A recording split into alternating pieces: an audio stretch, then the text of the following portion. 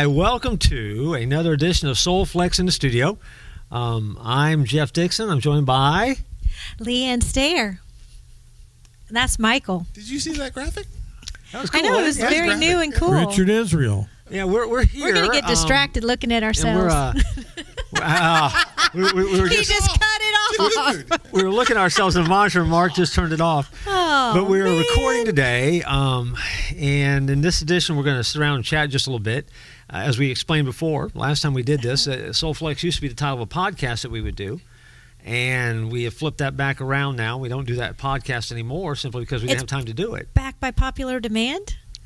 Apparently Not. it is. But this time we've kind of responded to that thing of somebody said, we'd love to just put a camera on you guys and just watch what you guys are talking about and see the reactions as you guys talk. I'm not sure why they want to do that. I'm not sure why they want to do that. I do that. Well, it's because we're giggling saying, if you could see Richard right now. Oh, hey, dude, I like I the do cookie, everything. By the way. That's like, Yeah, really sharp. Nick was sporting a new look. He had a Yeah, mask it's all on when he got grown here. out. Yeah, I've gone full Is on. this a quarantine look? I'm looking for a new role as Nebuchadnezzar. That was the last time I had this goatee, Yeah. but it seemed like the right thing to do. Now, let me ask you a question since we're on camera. Yeah. It's darker. Yeah. Yeah, I remember it. What are you doing, dude? Well, I had a coronary procedure, Yeah. and it's the hand of God, I guess. So you get more blood now and you've come back to Got the more beastie blood, man? more nutrients in my beard. So you're not coloring it, right? Oh, absolutely not. Okay. All right. Well, I'm still coloring mine smoke black. To match Is that my- right? Yeah. Okay. Okay, but okay, yeah, it is a dark. You get off by yourself and you start experiment with things. I see. Okay. All right. Well. Are you getting any more hair on the head? No, It's I'm under not the hat. getting any hair on the Notice head. the hat is staying right in place. That's not. It's not going anywhere. No. I have a few strands that will still try to make their way Wayward across. strands. Get back up there. Hey, where are you going? Yeah, I look like Coach Benz. Oh man. Ted Benz. Oh gosh. There's a Remember shout him with his one up Yeah. like this and the. Did had that little Yeah. flip thing going? Yeah. Well, it's good to see you guys here. Welcome. We're going to talk today a little bit, and really it's a freestyle, free flowing conversation. In case you couldn't tell. Yeah, not a whole lot of script to it, but we're going to talk today. Topically, though, we're going to talk about a topic that is probably relevant today in the virus days that we're living in. We're going to talk about fear. And I'm scared to talk about fear. well, we have to overcome that fear. So let's begin Okay. with just some simple, just some knock around definitions.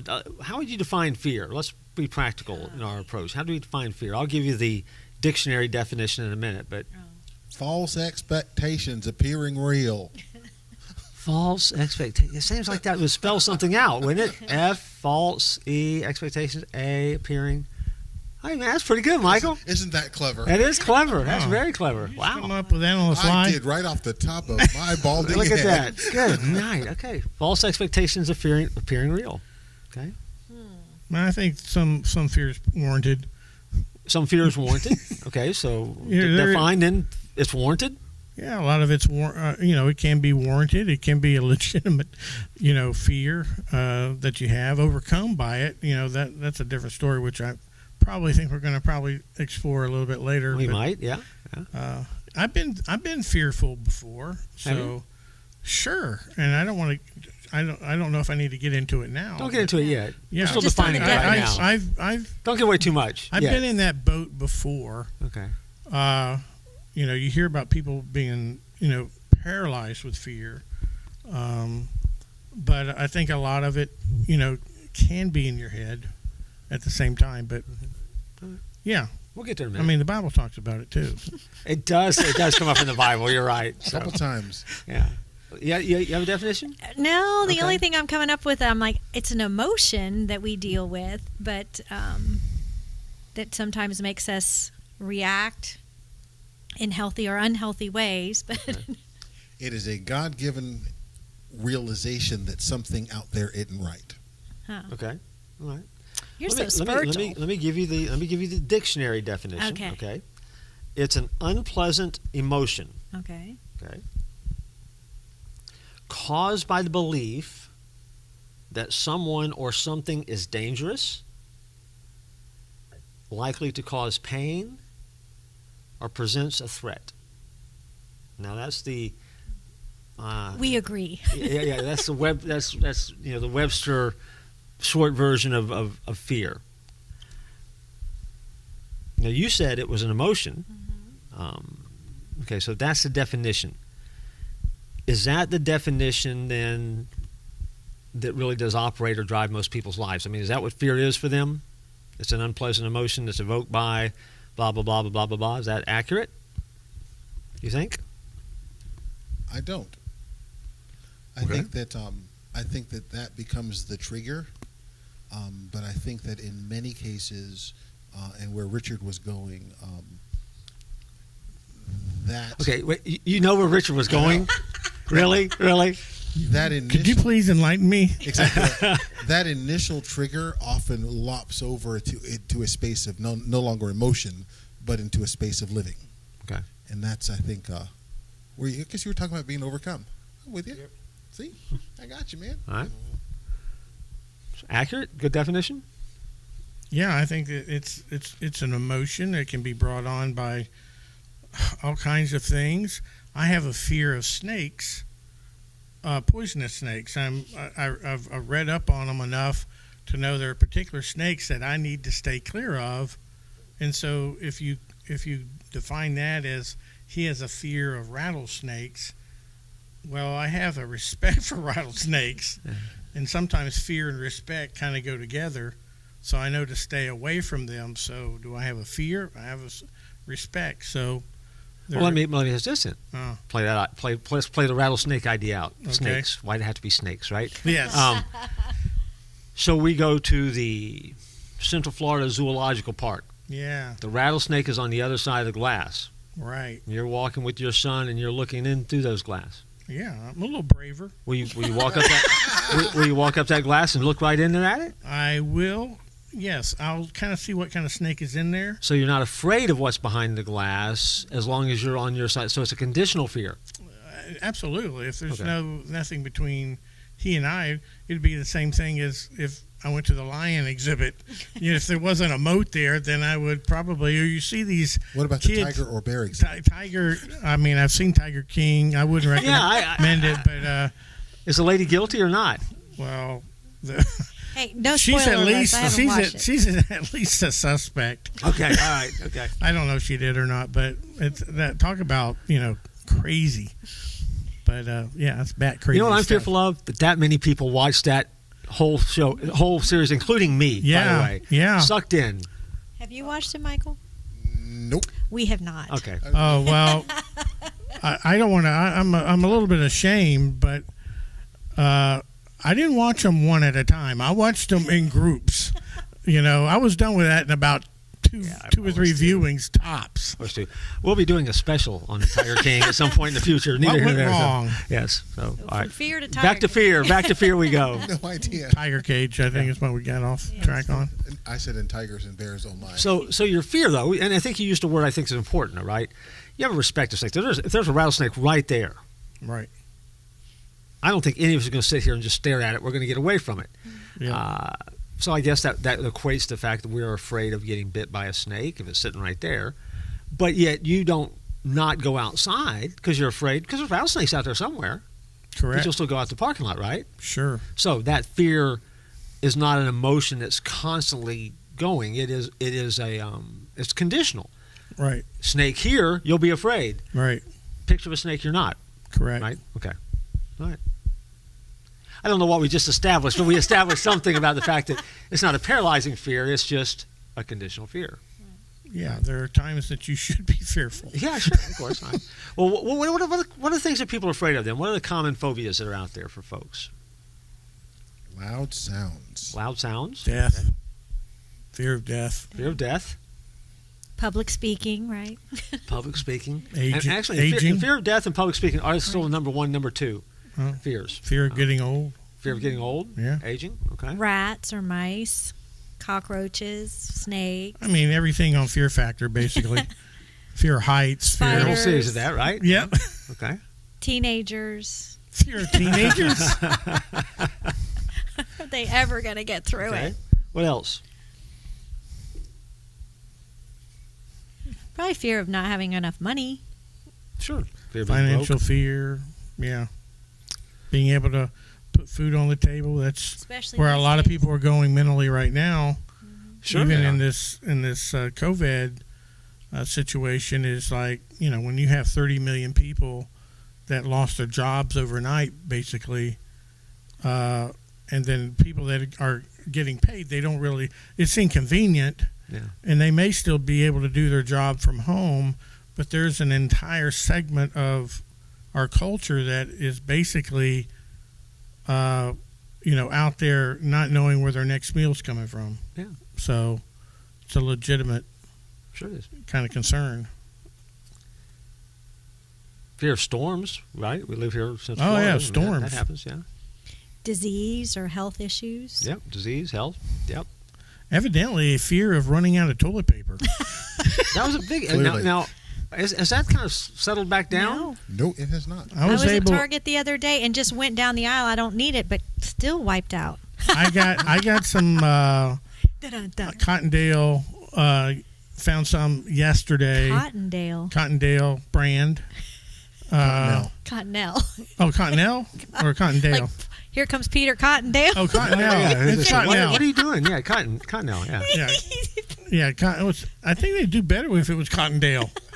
Or cottontail. Yeah, I'd be even. Rub cotton in your tail. Yeah, that's basically what you're doing. Well, okay.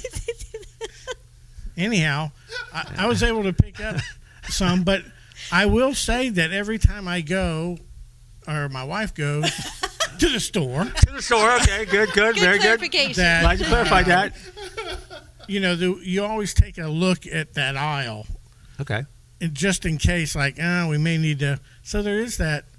I don't understand it, but I guess people are having to go a lot more in their home than where they would normally go when they're out and about. Sure.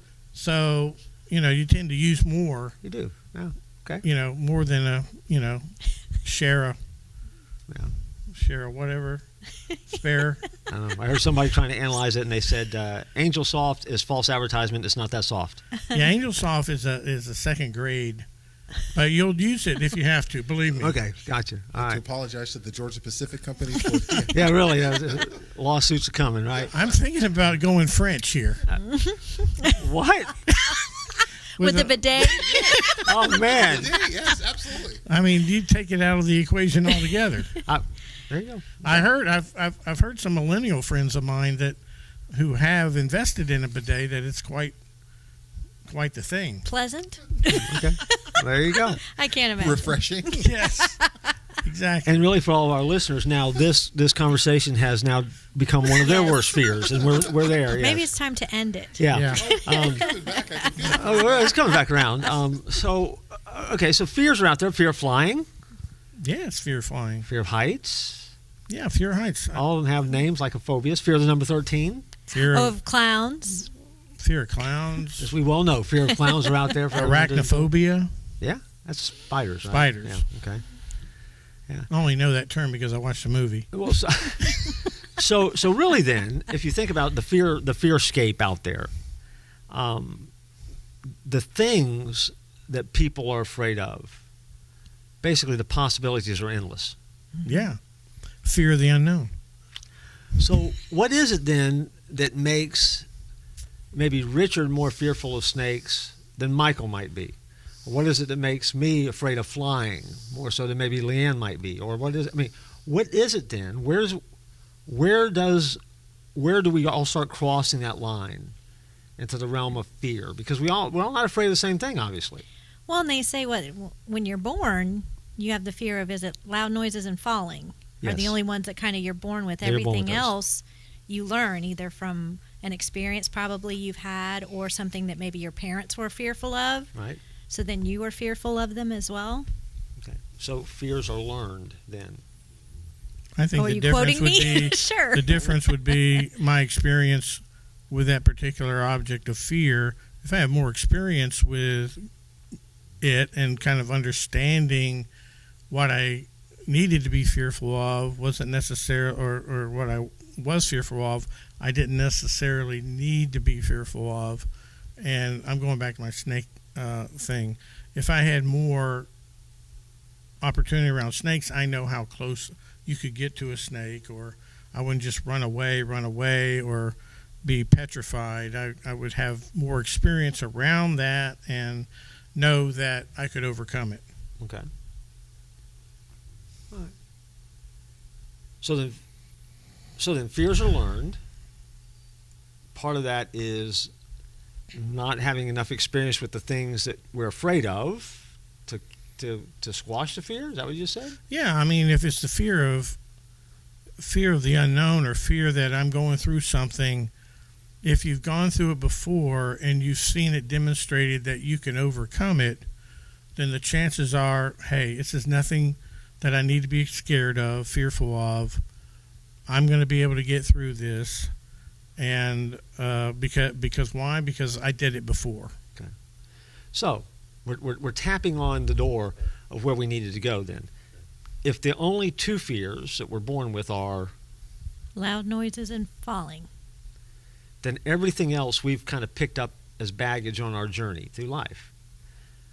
So does it make sense, and I'm not saying it's not without work, but does it make sense then if we then can look back at the fears that we have and say they are learned fears, they are learned responses, they're emotion we've learned along the way?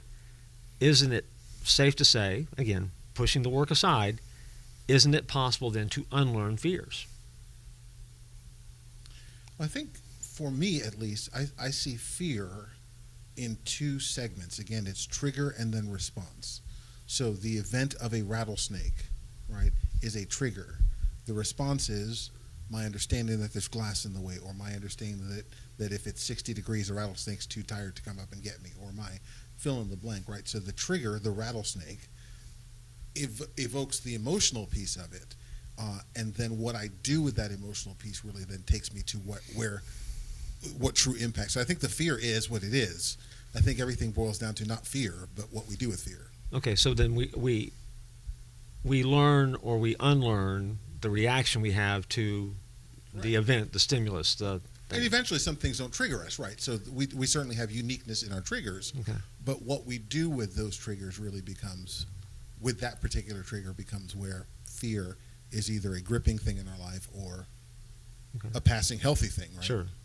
Everybody tracking with that? That makes Yeah, sense? I think that another way I would put it is I learn from fear.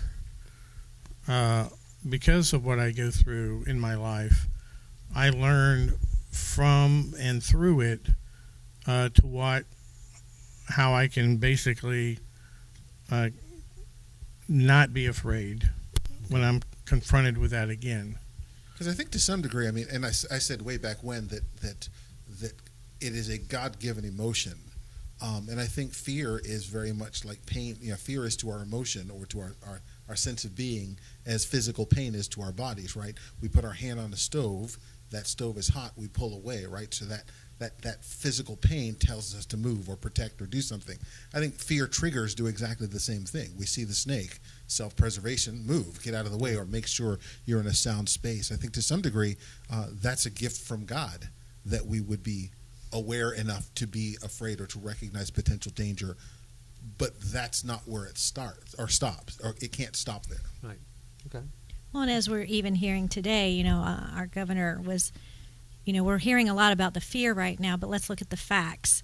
So even if I see the rattlesnake, but I can remember the fact that it's behind glass, that in colder weather, whatever those are. So being aware of feeling the emotion, but then stepping back or taking a breath to say, what are the statistics here? What are the facts that are in play to help calm that fear too? Yeah. And so, I'm sure you're going there, but I think that when we have those triggers, right, that is that sort of automatic self, that really visceral human thing, and then we put sort of higher order thinking to it, and or if we're in Christ, spiritual thinking to whatever that trigger happens to be. And that, again, I'm hung up on this idea, but triggers are triggers. They are what they are. Yeah. What we do with them is really where the rubber meets the road. Yeah. I mean, I think it's safe to say it's an emotion. And I think that then we at some point, based on life experience, situational circumstances, place in life, wisdom, foolishness, whatever, then we react. And how we react to that event then really does define the trajectory of our life. Because again, what do you do with someone who says, well, look, I'm afraid, don't interfere with my fear with your facts? I mean, what do you do with that, right? That's a dangerous place to be. well, it is, but everyone doesn't process the same. So, I mean, that's obviously why there are legitimate phobias that people have to deal with and overcome. And for some, wiring, experience, processor, can handle things much better than others. I mean, case in point, again, we come back to this day and age we live in right now, where we're filming this during the coronavirus. And so these virus days, I mean, that is a debate that goes on. I mean, people are fearful of something they can't see, something that the statistics tend to lead us to believe that things are going to break in your favor. But yet, by the same token, I mean, we've shut down a country over the past couple months. And now, at least when we're filming this, I mean, we're in a battle over how we're going to reopen it. And people can't get on the same page with that. So, I mean, I think there's a tough place to navigate in there, because again, facts become, at least for me personally, very important in dealing with fear. Give me the legitimacy that help me because they help me deal with the emotion better. But for some, that doesn't help as much. And then that puts them in a real rough spot, because again, it's hard to function when fear becomes that driving force and that emotion behind us. Very real. No doubt. Very real. But very difficult to overcome, very difficult to climb over. Well, from a psychotherapy standpoint, let's pick agoraphobia, the fear of being outside, right? So you didn't know what that was, right. did you? Right. I didn't see that movie. Yeah. That wasn't a movie. But the process of getting an agoraphobic to be able to function outside is long and hard and painful, and never ending if the agoraphobic won't walk through the door, right? It's only when we're willing to sort of step into that space, where we are afraid and the fear hasn't necessarily gone away, but we begin to allow reality to also factor into that decision-making process. So the whole time I'm outside, I'm agoraphobic, I'm terrified to be out here, but it's true. The planet didn't collapse on me, and I didn't get, pecked to death by birds or stung to death by bees, right? I'm still terrified. Sure. But my processor says I've got to overcome that trigger. I'm afraid to go outside, and then live into. It's kind of like the soldier who says, there's no such thing. Courage is being afraid but going anyway.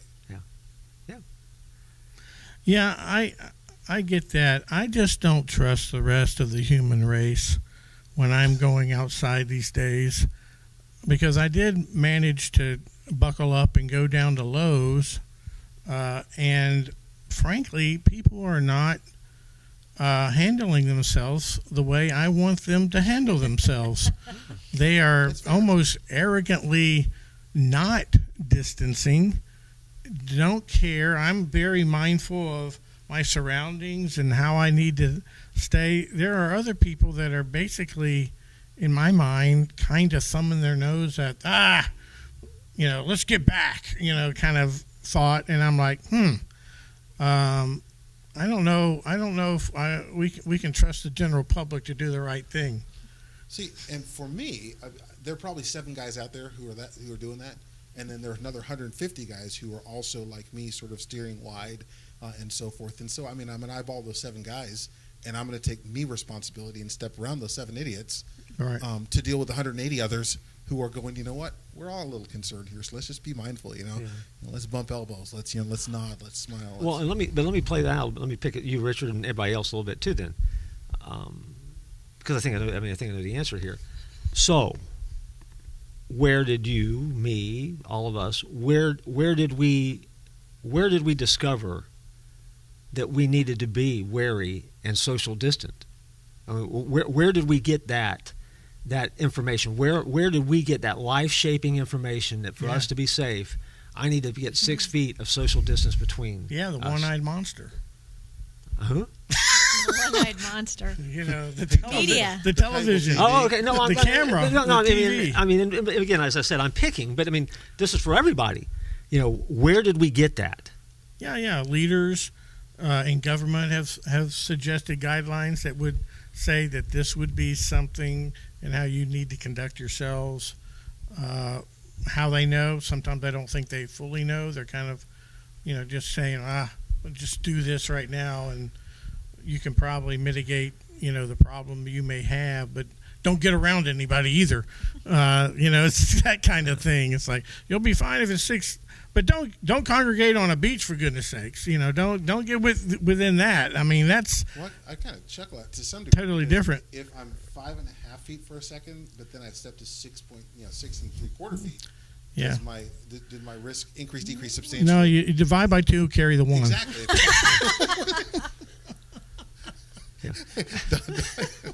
And does social distancing get impacted by height? Well, Ooh, sure. I didn't even think of that one. Now, Look, do that. I don't want to go start talking about That's like height of geometry. people, because okay, all that can get into all kinds of problems. But let's go back and let's bring this back a little Yeah. bit to the conversation, though, because again, like I said, I'm picking. But okay, but up until 2 months ago, most of the people in my orbit, most of the people in your orbit, we were not fearful of being within 6 feet of people that we didn't know. No, we weren't. So we have, in the last 2 months, have learned a fear that has altered our lives, our culture, the way that businesses operate, people's employment, our economy. I mean, so when we talk about a fear being learned, up until 2 months ago, the phrase social distancing wasn't in most people's vocabulary. So it's a perfect illustration of the fact that fear is learned. So let's follow this back around, though. Let's chase it around the tree again. We're fighting an invisible enemy. Well said. But I'm sure we'll have a wonderful plan, and it's a perfect solution to it, and it's going to be great. But so at what point then do we lose that fear? And how hard are we trying to unlearn a fear that for X number of years, I mean, Richard and I are the elder statesmen of the bunch, so, our 58, 59 years, whatever we are. What are you? I just turned 59. I'm not that old yet. No, I know. So for our 58, 59 years, I never had that as a thought in my head. Did you? No virus issues. Okay. So I managed to make it 58 years without ever having that fear. And then in the past 2 months, I have suddenly either been expected to learn it or I should have learned it because the whole world around me is learning it as well. So I guess the question I have then is, okay, so what does it take to unlearn that or undo that? Or once now it's learned, that's now the new normal? Does that have to be the new normal? Well, I think, and I'll get slogged for saying this, so send your emails to jdixon@touchandchurch.com. Look at you. But I think it was funny when this first came on. I was doing a presentation, and the guy who I was presenting with said, we're entering into a strange era, and there's a disease that goes right now that kills about 80,000 people a year, and went through a whole bunch of stuff. People are like, yeah, assuming he was talking about what the coronavirus would become, and he was talking about the flu, and he said, and curiously enough, there is a vaccine to prevent the vast majority of us from having the annual strains of the flu. Now, just by show of hands, how many of you guys have had your flu shot? And in a room of about 18 people, about 7 people went, and 11 people went. So at some point in time, clearly we can learn to live with a virus around us, whether it be because we understand it better, we've seen more of it, because there's an opportunity for inoculation, for whatever list of things in our head makes the flu okay, will ultimately be the list of things that will help us be able to deal with the current situation as well. And I'm not convinced yet we have that list of what it's going to take to make us people less fearful. Because again, I mean, who do we need to hear from that it's okay, that it's better? We don't need to worry about social distancing, because as it stands as of this day, the model looks like, well, social distancing for the rest of all time and space, right? Yeah. I think it's impacted people enough fearfully or whatever that much like 9/11 kind of altered how we fly now. I mean, I think there'll just always be some kind of remnant of it there. Hopefully we get back to where we can hug people and get near each other in a store and not see each other as somebody to be fearful of, but someone to love and reach out to. But I don't know if that will completely go away or if we'll still have to at least 2 feet between us. I don't know. Because just people that you see anywhere, even family members. Oh, is it okay to hug you? Is it not? Extended family. How comfortable are you with this right now? Sure. Well, I just think fear of death is one of the ultimate fears. And we're all going to die. If you can basically have a vaccine or a treatment, I think what really got people off kilter is this is a virus. It has no vaccine. It kills. It spreads quickly. And every day we hear the body count over and over again, and that becomes to get drum in your head. It's what sensationally sells papers and media time, is that this horrible thing that this is going through with no hope, and the only thing you can do is stay indoors. I think that kind of note, which we're just kind of barely coming out of right now, it's going to take some time for people to get back out there if they continue to get data about people getting well, which most They don't people like get. to share that. Most people get well. Yeah. Well, yes. And they're not most sharing most that. people get well, I but think that doesn't sell papers. I think this morning we shared the stat in the Zoom class that you and I were in. Yeah. That in the Orange County, which is the larger Central Florida county, where people are infected, 78% Recovered. have recovered and gotten better. So when you see the big number, which is a running count of X number of cases, but you have to take back and ratchet back 78% of those, because now The But thing there. that is most frustrating to me about the number that you just threw out is that in my head, I'm still finding myself chasing the politically correct dog to say, now those of you who have had it though, to be sure, there have been some really oh extraordinary heavens, bad yes, cases, my goodness, yes. Which is curious because that happens every single year with the other thing that we just talked about. Yeah. Well, many diseases. But, Oh, but, any but I don't disease, feel yeah. the need to step back and say, and some people get the flu really, really bad. So there's a measure of stigma. I don't know if it's because it's current or what, but Sure. there's a measure of stigma that even though I'm inclined to minimize is not the right word, but I'm inclined to move through. There still is that almost conditioned reflex to apologize to those though who've had it and it went really, really Well, badly. sure. You know? Oh my goodness. Yeah. Well, we're gonna have to have a whole study on how to talk about the coronavirus at some point. Because again, no one knows how to talk about it. I mean, and it's one of those things where yes, the impact is horrible, and more than if one person's died, that's one too many. And we need a vaccine, and we need a treatment plan. We need all those kind of things certainly to make life better.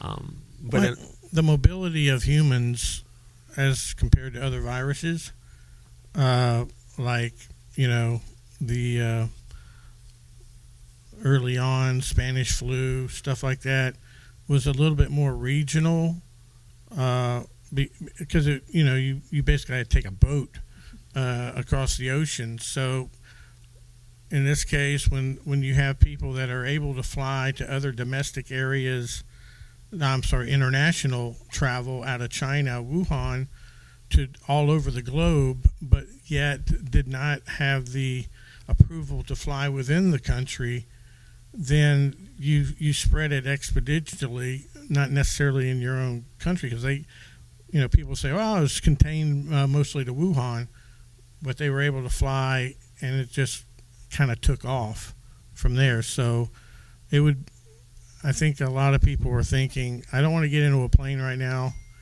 I don't want to go to a theme park right now since we're in Central Florida, just because I don't know what's going to happen. And it's until we remedy the situation with, I think, a vaccine, I think there probably are certain groups of people that should still stay no doubt. fairly quarantined. I mean, Absolutely. I have elderly parents. who we go buy groceries for. They don't leave the house, Sure. right? So, and my mom goes to the beauty shop every single week. So this has been a totally different kind of situation for Do her. you in her recognize her life. now when you see her? We only see her from the garage. Oh, You know, okay, we okay. we ring the doorbell and then we wave from Okay. the garage. I don't know what I just said just now. But Well, so is part of the current fear that people are muddling their way through.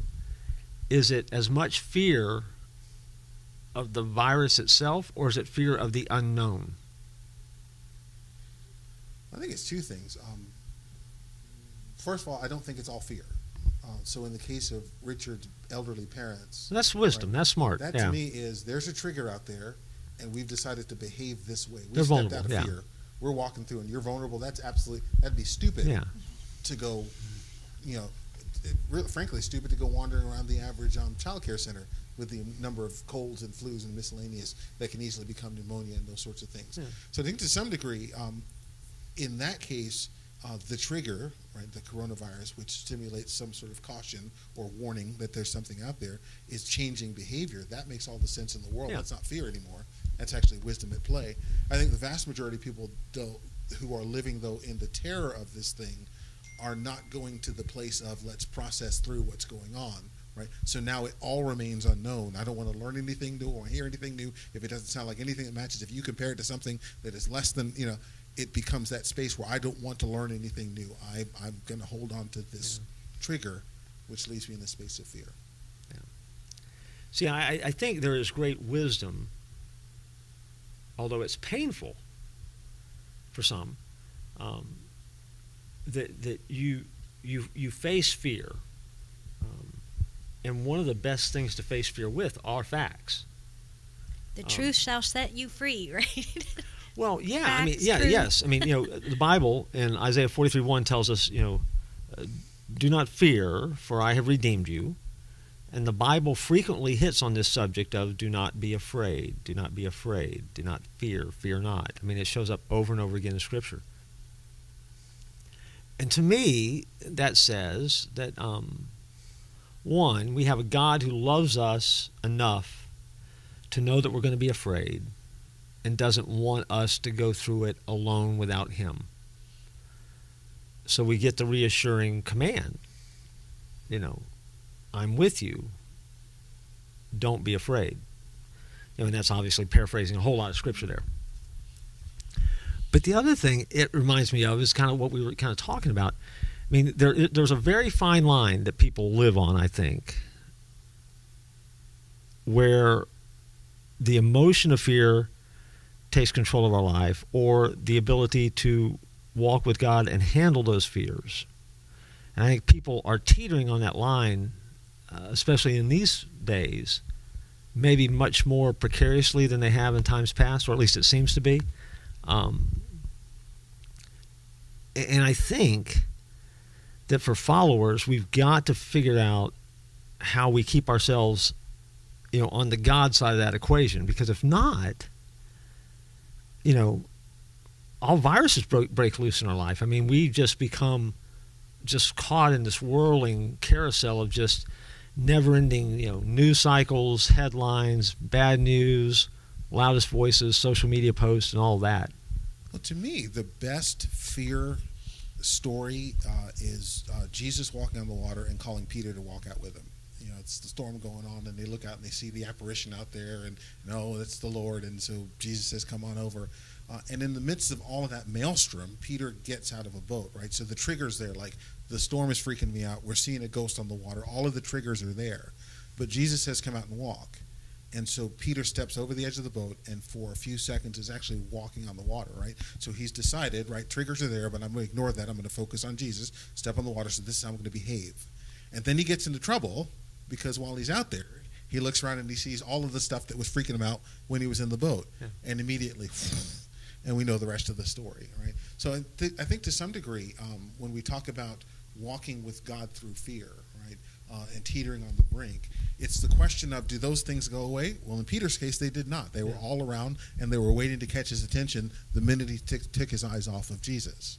Right, but for as long as Peter was walking on water, then I have to extrapolate. So if Peter continued to look at Jesus, he would have continued to be able to walk on the water And navigate the storm. and navigate. Exactly right, because the storm didn't go anywhere. It's still Well, there. also, in Psalms that you use a lot at funerals, it's I walk through the valley of the shadow of death.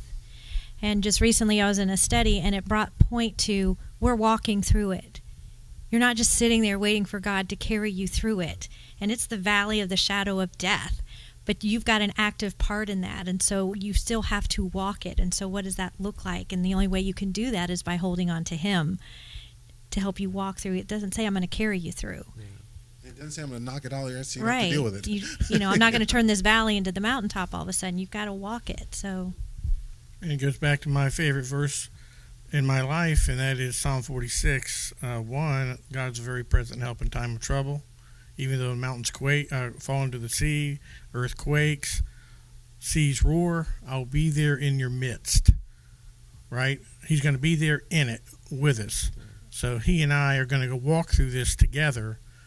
It doesn't necessarily mean that he's going to prevent me from going through things, but I can walk through confidently unless I allow fear to take complete hold of my life. And then it doesn't even matter if Jesus is standing right in front of me, to your point. If I allow that fear to consume me, then it gets you all kinds of wonky as far as what That's you Hebrew. think is truth or not truth anymore, and what you know but you aren't allowing yourself to do. I have a story about this. You do. When I was and you guys may have heard this before because I am ultra sensitive to spiritual things. But I there was a girl that I wanted to go to the movies with back in high school, and she wanted to go see Amityville Horror. Do you remember that? Amityville Horror. remember I do that. not Amityville. before recommend my it, but time. I do not recommend it, but it was about a possessed house. Now, I'm super hyper spidey sensed when it comes to spiritual kind of things like that. So, but I wanted to go with her. So I went, and then the way this movie went, this family stayed in this possessed house for like 30 days, and it would flash up like day 1 in the corner, day 2. Day 3, I had my head down. I was humming. I wish I was born in the land of cotton. I was humming and trying to get the voices out of my head. I barely got home. She drove me to the movies. I pulled up in the driveway. I turned to her and I said, Kim, and you know who you are, Kim. I said, Kim, do not leave my driveway until I get in the house. And I walked into the house, and I thought I saw a shadow over here. I opened the door. You heard a voice, and "Get out." And I yelled to my father, Dad, get in here. And he comes shuffling down the hallway, and he says, what? And I said, we need to read some scripture right now. But he reminded me in that kind of dead moment of whose I was.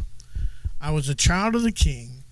I was a child of the light, and darkness has to flee. And so there's nothing to fear. That is the only tool Satan has against me, is to be consumed with fear. And I need to start understanding and believe and reckon, good Southern word, reckon who I am.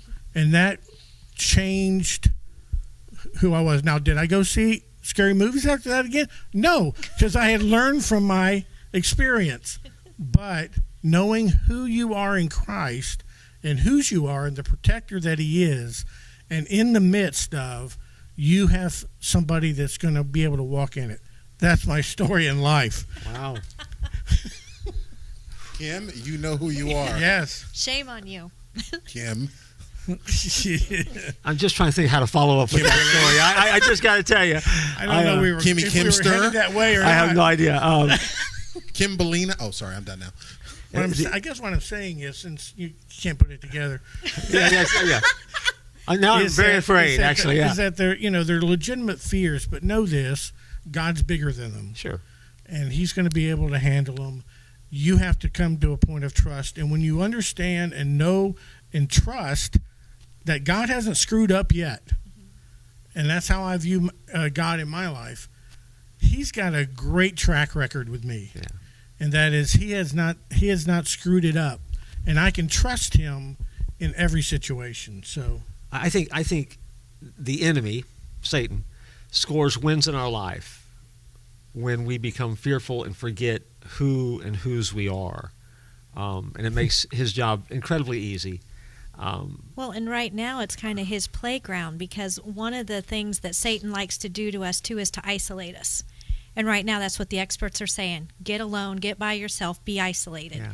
And when we are alone with ourselves, we do a number, because we're not thinking clear, and if We're answering our own questions. yeah, and you're coming up with your own theology, because we were created to be in community, and we are better when we're together, because we can challenge viewpoints. And hey, man, you're forgetting this scripture. You took this one out of context. And so left on our own, and so that is one of the places probably I'm more fearful right now, is what Satan has been able to do by keeping people isolated who really do need community to be a little more saner, and to have that, especially if they're in a rough situation at home. Maybe there's a lot of unbelievers at their house, and they're the ones kind of pulling it for everybody. There's just such One of the things concern. You just said something too that's huge, because we're in the midst of a specific fear trigger right now, and so everything we hear is with regards to that specific trigger. In other words, and so we'll defend our position, right? So you don't understand why I'm afraid. Sure.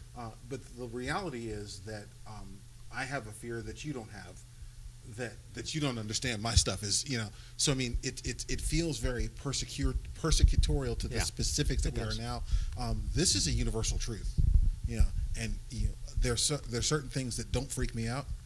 There's certain things that make me curl up in the fetal position in the corner, right? And they're not the same things that impact you or impact you. And so I'm walking through my fear in different stuff, and or avoiding my fear in different stuff. My trigger's coming in different spaces.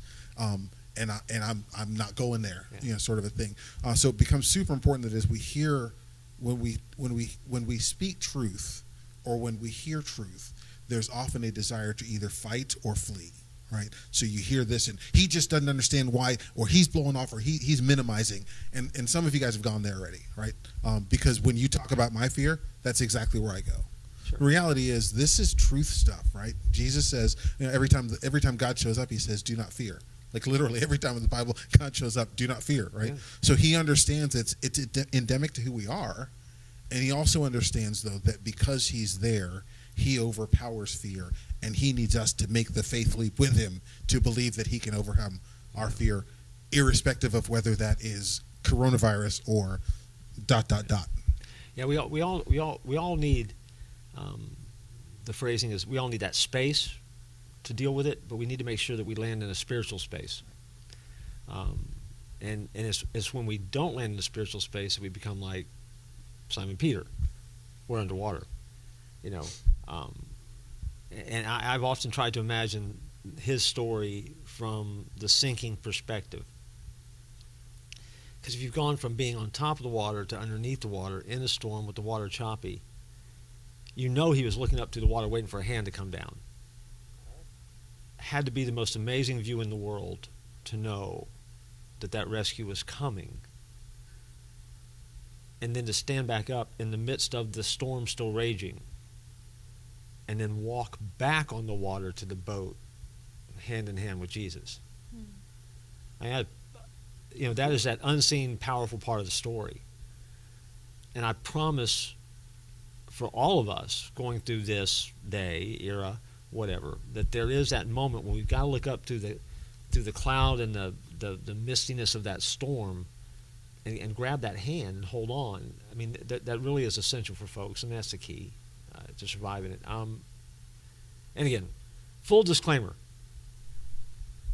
you can take this whole conversation about fear and chalk it up to the fact that we are not degreed psychologists. No. We don't hold degrees in counseling. We don't hold degrees in therapy to be licensed in any way to help you deal with fear. All we have the opportunity to do is have a conversation about it and suggest to you some spiritual takes on it. That's the disclaimer. Don't take anything you've heard short of the gospel as being gospel. How about that? Well, I think some people need professional help. I No, agree. no doubt about it. No So doubt about it.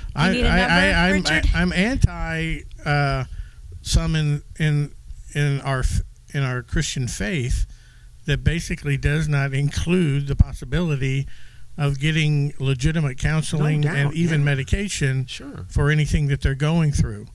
I think that's one of the resources we have. It's a that God time and gives us, place yeah. for certainly that, right? Yeah. But we're talking about in this kind of situation or any situation really that we're experiencing that we have an advocate for us in Jesus. So, call it Jesus Plus plan. Yeah. I mean, Sure. I'm with you. All right. I'm just so glad you're going to get help finally. let's land this thing. We got to get in the home stretch of this thing because I'm sure everyone's sick of listening to us if they're still listening at all. But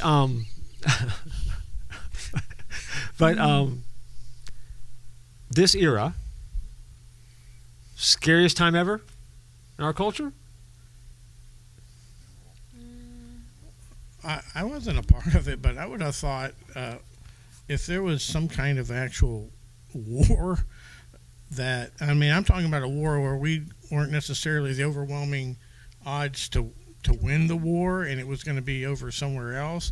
That's kind of our view of the war in recent years.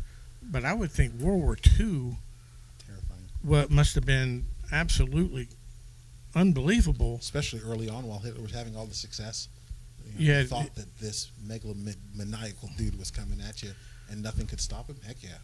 Yeah, I mean, even a lot of people at that time thought they were living in end times. You can read documents that basically people felt like they were Hitler was the Antichrist and he was exterminating Jews, which started making sense to a lot of people when they started looking at the Bible. And then you have Japan come on the scene, and I mean that had to be entire industries were just completely changed over to working for us to make weapons and things like that. So I think that was he nearly pulled it off. I mean, even when you think about it, Germany, nearly it was actually fairly close. Even though we went to war with the world, it was actually kind of a close call. So I would think that. To me, the Dust Bowl. Imagine living in, essentially dirt blizzards for months at a time. Yeah. With tween times of complete devastation because of famine. Because of drought. Or locusts. And locust and jackrabbits and everything else. Just Jackalopes. That to me would have been a terrifying time, especially a time to be a dad. Oh my gosh, can you imagine figuring out how to survive, how to support your family? Yeah. For me, it's a toss-up of maybe 9/11 because I remember that day and thinking, where else are we going to get attacked that we're not ready for? Sure. Because that was, being attacked on homeland. So wasn't sure about that. But then I can also remember, I guess, in my high school years with the AIDS epidemic coming around and nobody really knowing how you could get it and the phobias and all the stuff that we went through, not to this extent. And even now, Fauci and Dr. Birx are still talking about their work in HIV and all of that and how misunderstood that was at the beginning and likening it to Corona. Yeah, we still don't know what we're dealing with here. Yeah. And how long will it be 20 years from now we look back and say, oh, we were so stupid, we thought this would help and it didn't have any bearings. Or Actually, for me, more intimidating than that was when we were talking about Ebola. Come over, and what I'd heard that was like in reality, and the Sure. prospect of that coming out was. Okay. See, I think one of the cool things later on when we look back is we'll go, gosh, we lived history. Because we are living in an era where, at least in my lifetime, and again, we've never, as a country, reacted like we have reacted over the past 2 months. So that's enough to scare you. Because even if you don't understand what's going on, there's something about us in the back of your head that goes, well, somebody must know what's going on. And so that causes turmoil. We obviously live in a news cycle that thrives on bad news. There's not really a good news network out there. Just going out of its way to find it because, again, it becomes difficult. And also, I mean, our media is driven by certain pockets of our country that life is not the same there than it is in some of the other places. But I'm hoping that this conversation over the past few minutes has at least entertained or encouraged you to know that no matter what, the idea of holding on to Jesus and keeping your eyes on Him goes a long way toward you facing and navigating fear. And not just facing and navigating fear, but then coming out on the other side and being successful. I mean, and that's really what we desire more than anything else for you guys to do. And so, anything else you want to share as we wrap up here? Nobody scared? We're good? Okay. Good. Yeah, I'm consciously optimistic about what the future holds. Yeah, I think that's good, and I am as well. And I think there is I think normal comes back, and I think as it comes back, I hope so. we're able to navigate that, and we'll be able to look back and see the hand of God in the midst of all that we've gone through. And I'm going to Disney World. And you're going to Disney World. All right. Well, for this crew here, we're going to wrap it up and let you get back on with your life. And we're just going to remind you that over 80 times in Scripture, it says, "Fear not." And that's from a God who loves you enough to know you're going to be afraid from time to time, and He doesn't want you to live that way. And so certainly, choose to follow Him. And in the midst of that, then make those choices based on following Him that will get you where you need to be. And until next time, I guess we'll see you guys again next time we get together here in Soulflex in the studio. How about that? All right? Sounds good. Goodbye. Hi, everybody.